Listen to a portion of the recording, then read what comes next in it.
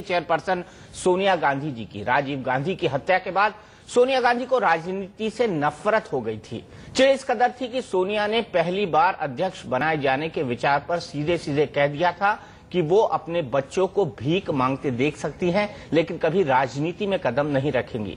मगर आज न सिर्फ 15 साल पहले की सोनिया की राजनीतिक तस्वीर बदली है, बल्कि 1998 से शुरू हुआ सोनिया का राजनीतिक सफर एक अहम मुकाम पर भी आ पहुंचा है।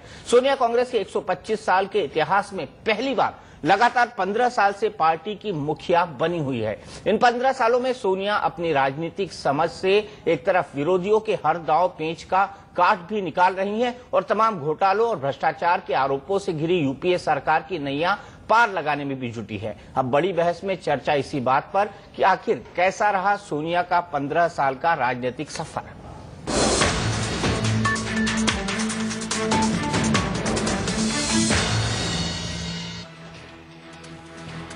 आपके सामने जो दो तस्वीरें हैं वो बतौर कांग्रेस अध्यक्ष सोनिया गांधी के पूरे सफर के दो सिरों जैसी हैं। एक वो सोनिया जो हिंदुस्तान की राजनीति में तमाम सवालों, बवालों और आशंकाओं से घिरी थी, और एक वो सोनिया जो आज हिंदुस्तान की राजनीति में सत्ता और सियासत के तमाम हुनर से लैस हैं। इन दोनों तस्वीरों के बीच सोनिया गांधी की राजनीतिक शख्सियत का पूरा सफर है, जिसे इतिहास बार बार उकेरेगा और पाएगा कि इटली में पैदा हुई सोनिया मायनो मौजूदा हिंदुस्तान के राजनेताओं की पहली पंक्ति में खड़ी हैं। सियासत में सोनिया की कहानी शुरू होती है साल 1996 से, जब एक भाषण में सोनिया गांधी ने कहा कि मेरे पति के हत्यारे अब भी खुले घूम रहे हैं।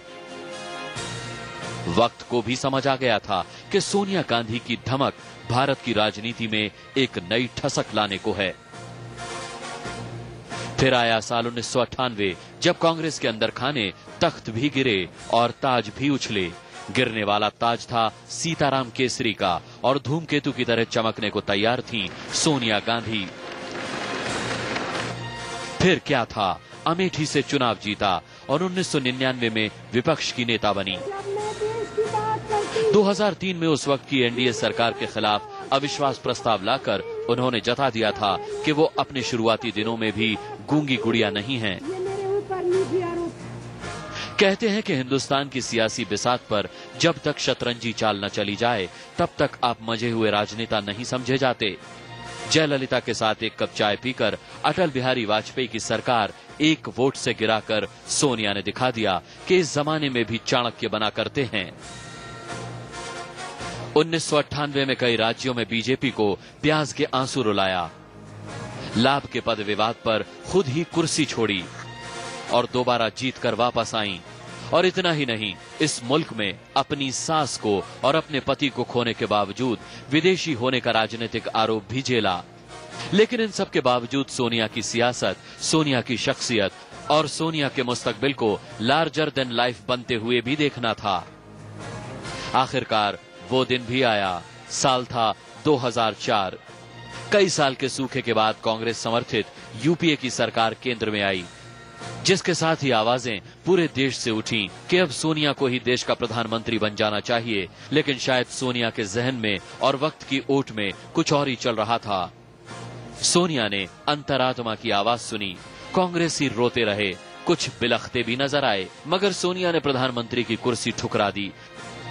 हालांकि विपक्षी अब भी उनके सियासी दांव पर चुटकियां लेते रहे। लेकिन 2004 के बाद 2009 की जीत ने विरोधियों की जुबान पर ताले लगा दिए। साल 98 से लेकर 2013 तक के ये 15 साल ये बताने के लिए काफी हैं कि भारत की राजनीति में सोनिया गांधी होने का मतलब क्या है।